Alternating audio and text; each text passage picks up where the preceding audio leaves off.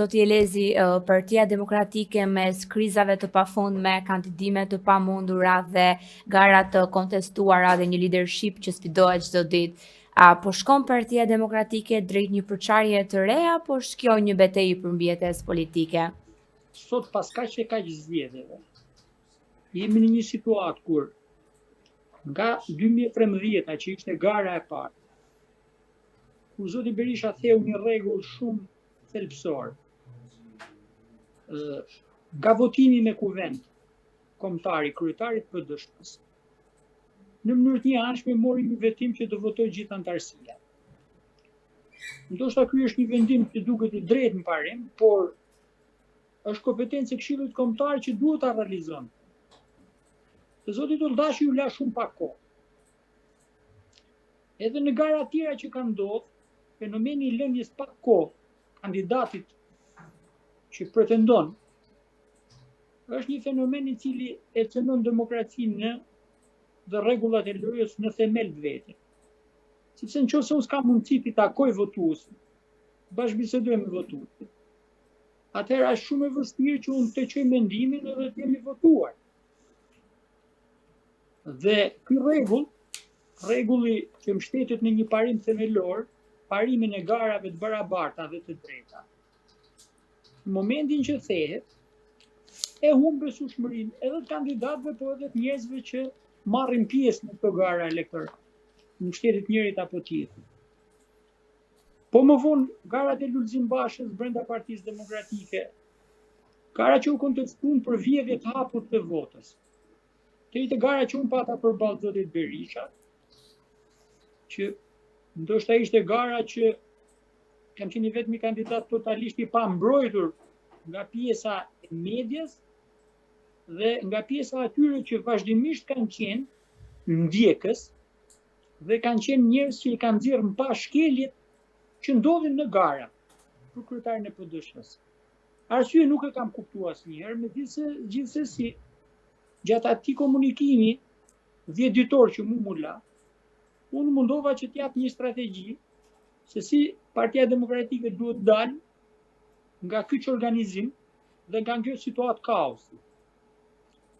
Dhe vetëm rregullat janë ato që mund ta nxjerrin një parti politike nga kaosi, sepse rregullat krijojnë institucion dhe partia duhet funksionojë si institucion.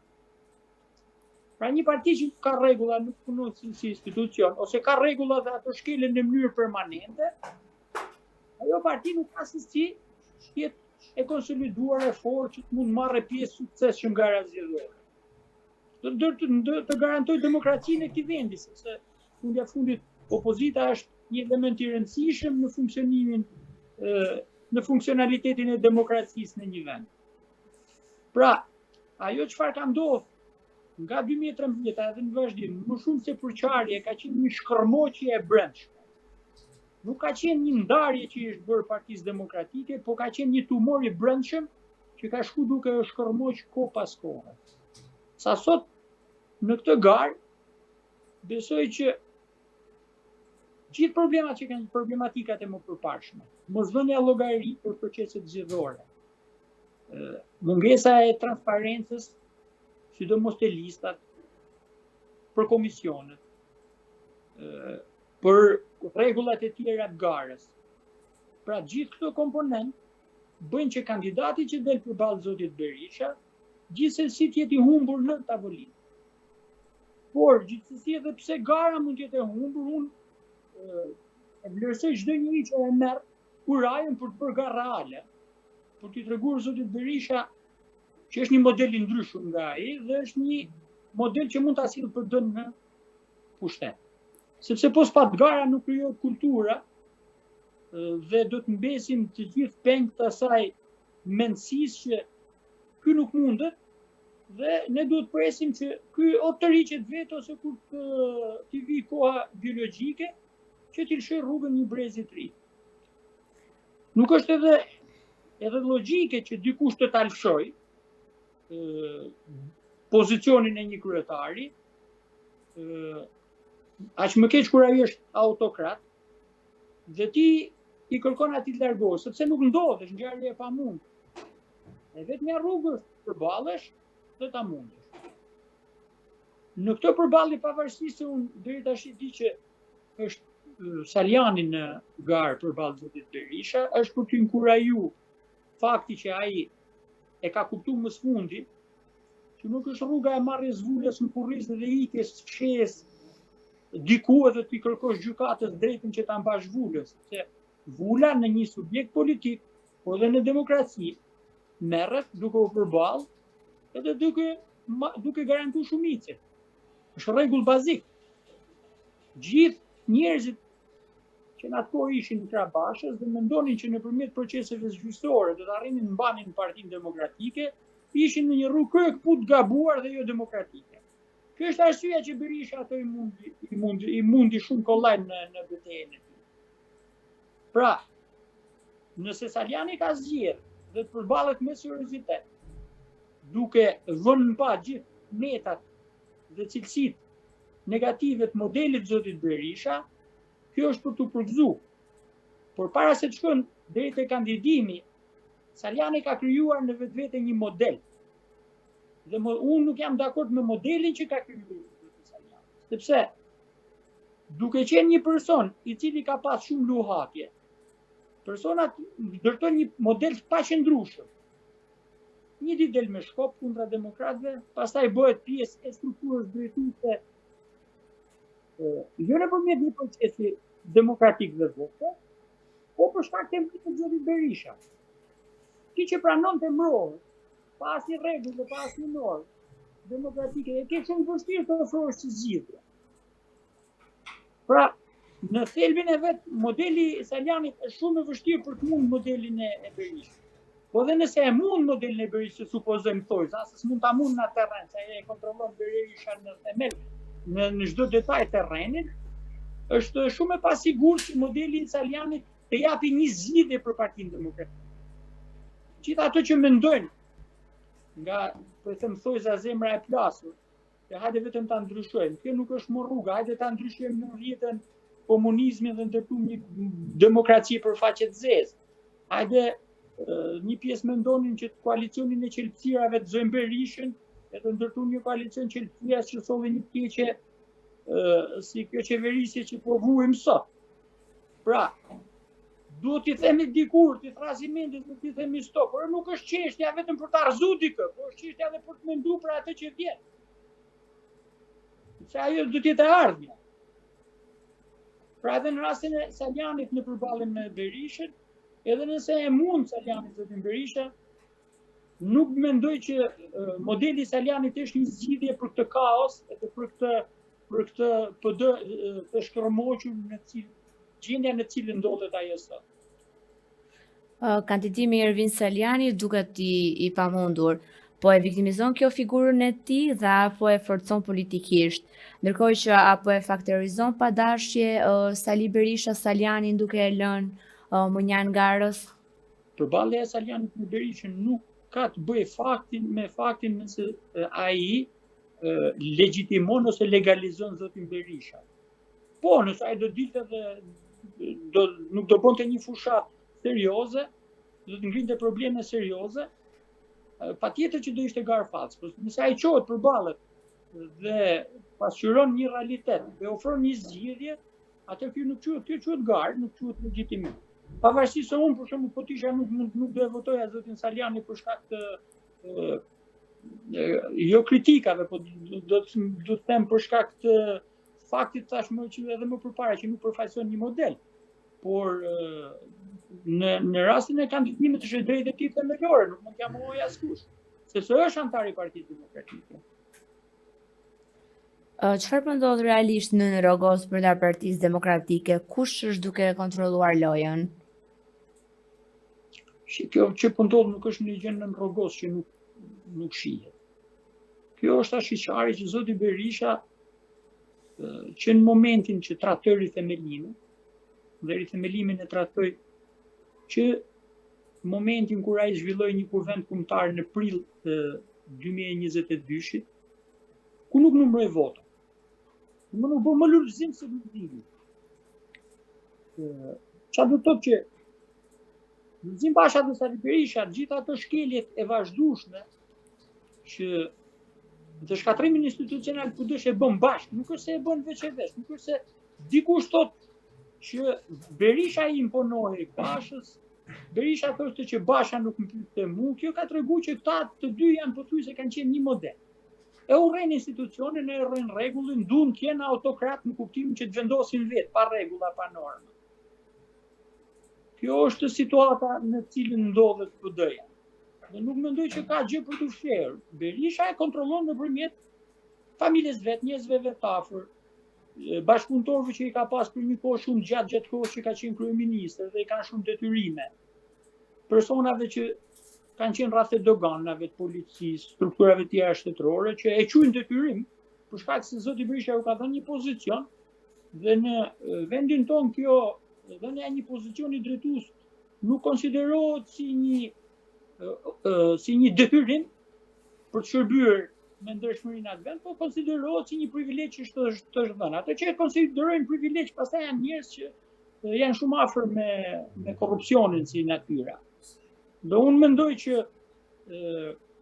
në këtë rast, në këtë moment në cilën ndodhemi ne, situata është shumë e qartë, Berisha kontrollon një parti që po shkon gjithmonë drejt kurrjes dhe do ta mbajmë në një pozicion të tillë. Dhe nuk mendon fare se si mund të rrezoj Ramën, pavarësisht se bën protestë. Sepse të rrezosh, për të menduar për të rrezosh Ramën, ose për të fituar një garë, duhet të rregullosh makinën tënde.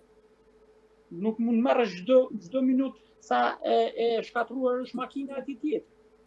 Kur ti e ke shkatruar makinën tënde, lën kushte komode për ta rindërtuar për ta rindërtuar, atëherë nuk ka se si ti t'jesh pretendent serioz për ta në pushtet, se njerëzit nuk janë budallë, njerëzit shohin. Ka nga ato që japin votën Partisë Demokratike për inerci dhe për shkak sepse shprehin edhe një kundërshti ndaj qeverisë të jetë korruptuar zoti Rama. Nësa dikur ai e justifikonte dhe e maskonte me faktin që shpifje, po tashmë akuzat e spakut dhe shumë ministra, zëvendëskryeministra e pushtetar tjerë janë përballur me drejtësinë, e kanë vërtetuar se kjo është një qeverisë që ka buruar nga një imoralitet i thellë Meta Rama të vitit 2013, dhe po rrethoj nuk ishte si kishte ndryshe në vazhdimsinë e qeverisë së vet. Kujt i druhet sot Berisha? Është i friksuar ai nga humbja e kontrollit brenda partisë? Jo, as pak nuk besoj. Ai e di shumë mirë që e kontrollon, nuk është as pak i friksuar. Bile unë kam dyshimin që edhe këto që pretendojnë një pjesë aty që i bëjnë një farë opozicioni të largët, edhe Sablani që ka dalë në një opozicion më sa shkon tash të drejt për drejt, në fillim edhe ai nisi si një lëvizje kundra Flamurit, kundra Mullit, jo kundra Berishës. Sepse normalisht i druhen përballje me Berishën, aq më tepër që ta akuzojnë siç e kam akuzuar në 2013. Ti ke bashkëpunëtor hajdutët e votave dhe ja dha shtetin emra, ditën e parë, ditën e dytë thash ti nuk mund të rrozosh Edi Ramën se njerëzit tu, tafër dhe gjithë kupola drejtues, një pjesë e mirë e kupolës drejtuese, s'du të them gjithë, janë shërbëtorë, shkojnë edhe janë shërbëtorë të Qetit. Qeti është shërbëtor i Ramës, ti do të rrozosh duke qenë shërbëtorit të Ramës, ti do të rrozosh Ramën, është absurd logjik. Dhe kam argumentuar gjatë gjithë fushatës. Ta janë të kapur dhe kam shkruar mesazhin që ta janë pjesë e një kupole, pavarësisht se koha i ka bërë dhe i ka mësuar të jenë aq aktor, sa t'u hedhin njerëzve hiç syrit dhe ta luajnë rolin atë mirë sa edhe një pjesë e mirë e besoj. Sepse është si në kohën e Bashës, ku ne kundërshtonim në zonën që por kjo rruga e Bashës do ta çojë po dën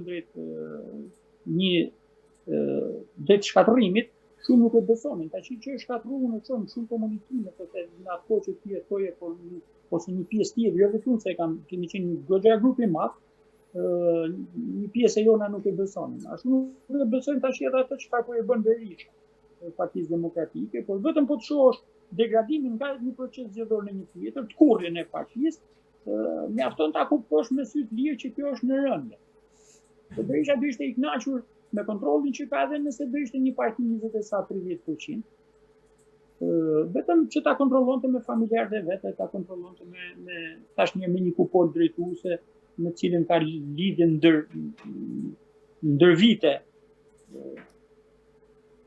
Dhe kjo thash edhe një herë, unë kam qyt një tradhti, pse e kam qyt një tradhti, sepse detyrë themelore e Partisë Demokratike ka qenë që të luajë rolin plot si një parti opozitare dhe të mbrojë opozitarizmin, ku ti shet interesat tek pozita, siç e shipi këtë vjetët e fundit, patjetër që nuk meriton emër tjetër veçse tradhtar, jo vetëm tradhtar i demokratëve, por tradhtar i gjithë sistemit demokratik. Po për ata që përrin në krah të Berishës, a janë duke pritur për ndonjë dhuratë politike siç ndodhi dikur me Bashën? Po në Shqipëri dhe në çdo vend tjetër, është shumë e rëndësishme se cilët janë modelet që i ofrohen shoqërisë. Për shembull, ne nuk kemi një model të një personi lufttar që del përballet me të keqen, kemi pasur, nuk kemi. Në të paktën nga koha e komunizmit dhe në vazhdim. Dhe gjithë ato që kanë qenë në thojza pak trima, atë njerëz me kuraje në sistemin e komunizmit përfundonin keq, përfundonin në burg ose të shkatruar. Qoftë edhe vetë ata që ishin pjesë e sistemit komunist, por që arrinin merrnin kurajin ta kundërshtonin sadopak. Duke qenë se ky fenomen, ky modeli që kundërshton dhe merr kurajin, gjithmonë vritet. Dikush thotë pse duhet ta ndjek këtë model, se këto përpara me janë vrarë. Atëherë çfarë modeli çarkullon treg? Modeli i servilit, duke u servilos dhe duke pritur që ky o të largohet, o të ndodhë një zgjidhje, dhe në atë moment ta jenë gatshëm për të zënë vendin, se politika nuk pranon mbështetje. Pra, një pjesë e mirë e njerëzve aty që janë krah Berishës, domethënë në këtë model bëjnë pjesë. Është modeli pa fyer, një model që thash edhe një herë që vetëm të mira nuk mund të sjell politikës dhe këtij vendi, por është me shumicë ky model, nuk e çaj ban. Sepse këtë model pak a shumë e ngritin në nivelet më të larta si gjatë kohës komunizmit Ramizalia. Duke qenë një njeri që i rrinte gjithmonë në civilizëm familjes Hoxha, arriti të bëjë mik me familjen Hoxha, eliminoi gjithë ato që kishin një staturë që vinte nga rezistenca në luftën e dytë botërore, arriti pra të krijojë një modelin e një njeriu servil i cili në fund të tij ka sukses. Duke qenë që ka qenë edhe një natyrë, kuptohet që i ka kaluar gjitha ato etapat që nga A-ja deri te Z-ja, zoti Shoku Alia, si thoshi tani. Është bërë një indikator i fuqishëm dhe duke ndikuar shumë edhe në atë çfarë do ndodhte pas 90-s, sepse duhet pranojmë edhe pse në figurë negative ai ka qenë një strateg dhe ajo çfarë ka ndodhur në këto 35 vjet pas ndryshimit të sistemit, nga ana strategjike është projektuar nga në linjat e përgjithshme, ajo është detaj, por nga ana strategjike. Pastaj këta të tjerë janë aktorë dhe lojtarë që kanë luajtur në atë strategjinë ndërtuar nga ai dhe nga gjithë kupola e Partisë Punës në ato vite. Pra, duhet të them që Ramiz Alia, duke mos u ndëshkuar, dhe duke e mbyllur i qetjet në atë, apo çift një për shembull edhe familja e tij, njëri nga djemtë është një njerëz të suksesshëm dhe me ndikim financiar shumë të madh në Francë, siç e kemi ndjekur në media kohët e fundit. Kjo tregon që këto modele do kenë sukses dhe nuk do ndëshkohen kurrë. Pra ne si shoqëri, po ta kishim ndëshkuar modelin e Ramiz Alis në atë kohë, do i hapnim rrugë modeleve tjera, sepse do konsideroj ai modeli pa suksesshëm. Duke qenë se ai model jo vetëm që rezultoi i suksesshëm, por rezultoi një model i cili fryma e cili dominoi politikën edhe për 35 vjet, nuk ka se si mos të ndiqet edhe nuk ka se si domethënë mos kopjohet edhe nga një pjesë e mirë e figurave tjera, qoftë edhe Rama dhe zoti Berisha, por ato në një masë më të vogël që deri diku kanë qenë persona që edhe kanë luftuar, kanë bërë betejë politike. Ndërsa ato që rrin pas tyres janë gjë tjetër, që janë kopje shëmtuar tash e gjithë asaj që ka ndodhur në modeleve politike që janë ofruar shoqërisë në para 90-s, por pjesësisht pas 90-s. Zoti Elezi, kandidatët e vetë shpallur për kreun e Partisë Demokratike janë duke prodhuar ndonjë alternativë reale apo vetëm zhurmë mediatike? Ndërkohë, si e vlerësoni dhe figurën e Alessia Balliu dhe Viko Kalarit, janë serioze apo pjesë e një loje më të madhe?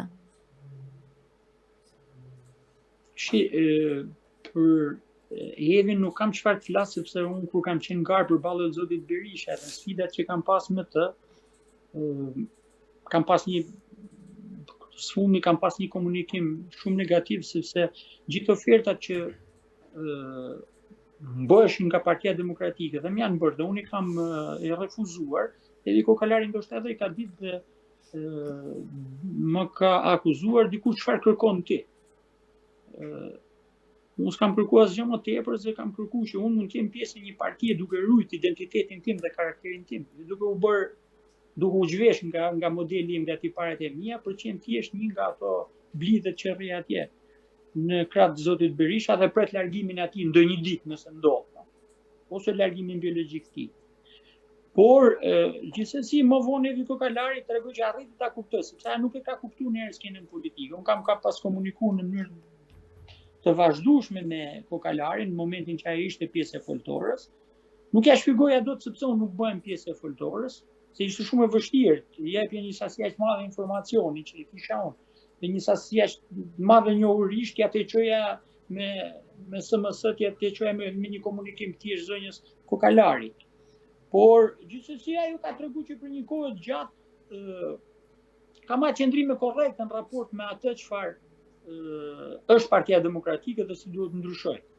Por nuk besoj se e lejojnë për shkak sepse nuk e di nëse ka antarësinë, sepse nuk mund të kandidosh për kryetari i Partisë Demokratike pa qenë antar i asaj partie, dhe besoj që nuk do e lejojnë sepse ka një kohë gjatë që jeton në Amerikë dhe ca kritere që ti po jetove jashtë vendit për një kohë shumë gjatë nuk mund të jesh kandidat duhet të rikthesh, duhet të banosh këtu në këtë vend që të jesh kandidat. Dhe besoj që e skualifikojnë. Ndërsa për zonjën Alessia, më fal, si e pati emrin? Alessia Balliu. Alessia Balliu. Nuk e di se çfarë formimi ka, nuk e di, domethënë e kam ndjek shumë pak në media më ka rastis dhe patjetër që është e drejtë e saj të kandidojë. Nëse ajo është në gjendje që e një mirë Partinë Demokratike, e një mirë funksionimin e subjekteve politike, dhe duhet ta njohësh mirë, e një mirë funksionimin e institucional të një partie, funksionalitetin e saj, e një mirë këto normat dhe parimet themelore dhe si përkthehen këto në rregulla, sepse duhet të kesh një bagazh shumë gjerë në këtë që po e them unë kaq thjeshtë. Dhe unë gjithsesi do t'ju ofroja këtyre që kandidojnë ato në faqen time kanë disa piketa të rëndësishme, 10 piketa të rëndësishme që tregojnë edhe cilat duhet të jenë pikpamjet politike dhe cilat duhet të jetë skema organizative, funksionalitet, si mund të kthehet në një funksionalitet Partia Demokratike, se si kjo parti përveç kthimit në funksionalitet të jetë e aftë të përthith vlera. Dhe gjitha këto unë i kam pasqyruar në garën time përballë Berishës, ndonse në aspektin mediatik nuk pata mbështetje, përpos gazetarëve të ndryshëm që domthonë ma dhanë mundësinë që të komunikoj, por gjithsesi ato çfarë unë them janë që kam thënë aty kanë qenë një koncentrat që vjen nga një përvojë shumë e gjatë e inja në çështjet organizative, njohet statutore, njohet dhe gjithë skenës politike, sepse unë jam aktiv që nga momenti që ishte me Partia Demokratike. Dhe kam ditë gjëra mbi dhe në rrogos, mbi tavolinë dhe në tavolinë, dhe nëse do e kenë këta formimin, për të ofruar me vërtet një alternativë që pastaj duhet lënë garës. Kështu që, ndërsa për zotin Saljani besoj që edhe pse në fillim mund të ketë qenë i katapultuar, dhe u katapultu në pozicionin e deputetit në 2017, më vonë ka pas një jetë politike të vazhdueshme në kryesinë e PD-s. Besoj që ato mund të ndikojnë në formimin e tij, të paktën njohje, nuk po them që ai beson dhe ka në vlerat që ka si person, vlerat demokratike që sa ka si person, po besoj që kjo i ka shërbyer për ta njohur se si funksionon edhe cilat janë problematikat e vërteta. Po s'ka nevojë të lodhesh shumë se ne kemi analizuar në detaje problematikat dhe mënyra se si zgjidhet. Po t'i kthehet të paktën asaj çfarë është bërë ka nga 2017 në vazhdim, ai mund të gjejë materiale pafund për fenomenet që kanë ndodhur dhe për mënyrën se si. Pastaj besueshmëria se sa këto do ja dalin është çështje tjetër. Demokratët po dalin në shesh, çfarë po prodhojnë realisht këto protesta përveç tensionit edhe përplasjeve? Spari një duhet kuptojmë që abuzimi me protestat ka bërë që njerëzit mos kenë shumë besim. Dhe zakonisht opozita ka abuzuar shumë me protestat. Do dalim, do rrëzojmë sot, do rrëzojmë nesër. Ky modeli është modeli Luzim Bashës, me Monika Kryemadhe ndikur, që thonin që po të shkojmë te kryeministria, bile shkonte edhe aty djetësia që i kishin thënë si ky ishte një fallxhore ky që shkoni te kryeministria, protokolloni 3 herë se do rrëzohet e Tirana. Diku të arëzojnë, ku arrin të dhe arëzojnë luftën opozitare, ndaj një sistemi, thash edhe njëherë, të mirë organizuar në aspektin korruptiv, jo në aspektin e funksionalitetit shtetëror. Dhe të arëzosh një qeverisje të tillë është e lehtë nëse ti je në pozita të shëndosha morale dhe në pozita të shëndosha organizative. Është shumë e vështirë nëse ti je si ai që do të rrezosh, sepse njerëzit pastaj nuk kanë se si bëjnë diferencë. Dhe këto protesta tash edhe njëri kanë lodhë dhe po i lodhin demokratët, po nuk do sjellin sukses. Këto protesta përdoren për të shfryrë mbledhjen dhe për të mbush vakumin politik, sepse demokratët mund ta shfryjnë mbledhjen diku, sepse janë pakënaqur edhe një pjesë e mirë e shoqërisë janë pakënaqur me këtë situatë, në cilën e ka quar vendin kjo qeverisje. Është një situatë jo vetëm që për aspektin ekonomik, por është një situatë ku njerëzit jetojnë jetën e tyre dhe duke jetuar jetën e tyre në përditshme, në familjet e tyre, në një mjedis ku s'ka rregulla, dhe nuk mund gjejnë drejtën, ky është problemi edhe më i madh se çështja ekonomike. Kjo detyron njerëzit largohen. Dhe këto mbledh Sali Berisha është mjesht në përdorimin dhe në kanalizimin e këtij mbledh, po jo më për përzuar e Tiranën, por për të mbush vakumin politik, sepse ai nëse do ketë vakum politik, do i kthejë njerëzit në zonore, pse humbe zgjedhjet.